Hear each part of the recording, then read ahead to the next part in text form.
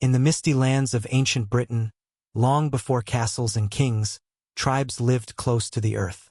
Among them were the Iceni, proud warriors with painted bodies, fierce in battle, free in spirit.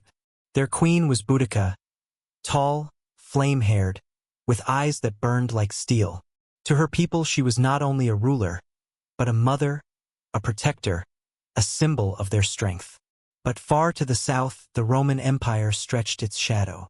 Rome's legions had conquered much of Britain, imposing laws, taxes, and chains. At first, Rome allowed Boudica's husband, King Prasutagus, to rule as an ally, a puppet king who paid tribute. But when he died, everything changed. The Romans came not as friends, but as conquerors. They seized Iceni lands, confiscated wealth, and stripped the people of their dignity.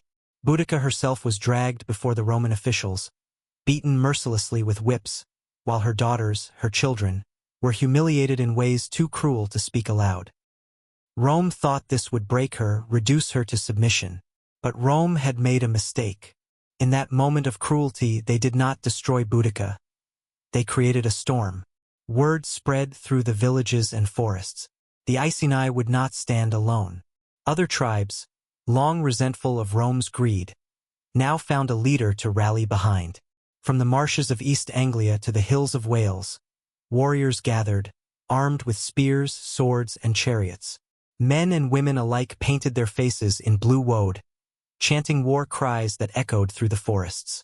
At their center stood Boudica, her long red hair flowing in the wind, her voice carrying across the ranks. She spoke not of revenge alone, but of freedom. Freedom for their children, freedom for their land, freedom to live without Roman chains. And under her banner, an army of tens of thousands was born.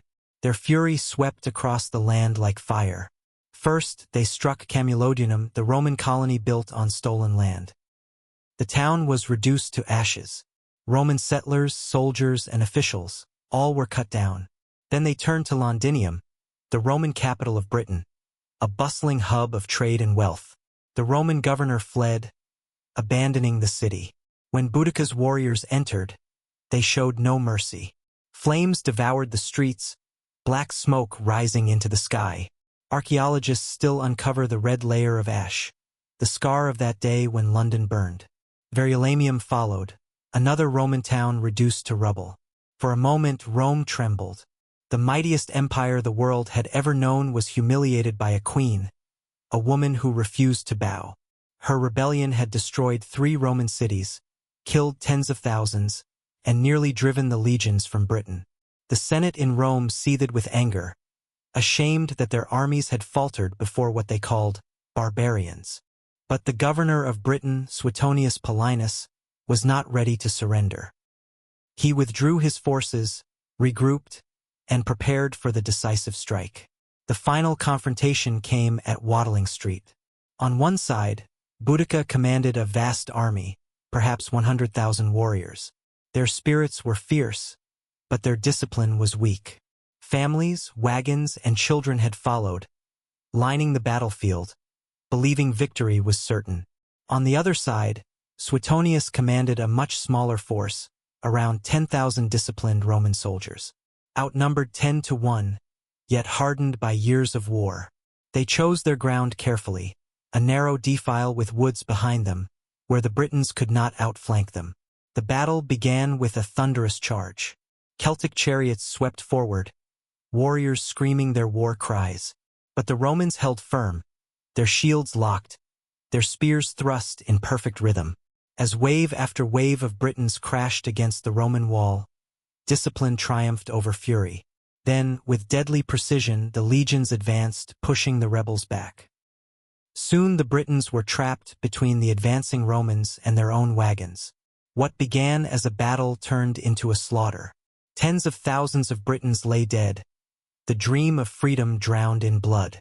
Boudica herself did not fall into Roman hands.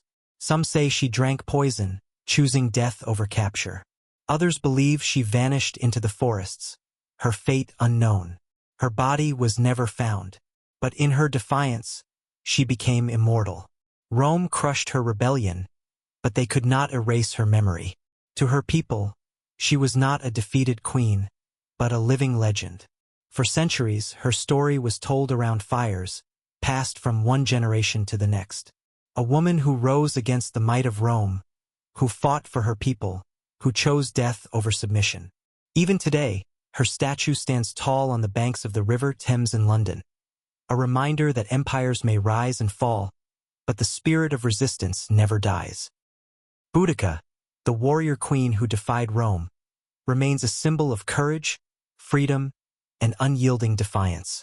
Her story is not just of loss, but of legacy. The empire thought her silenced, but her voice still echoes, carried by history itself.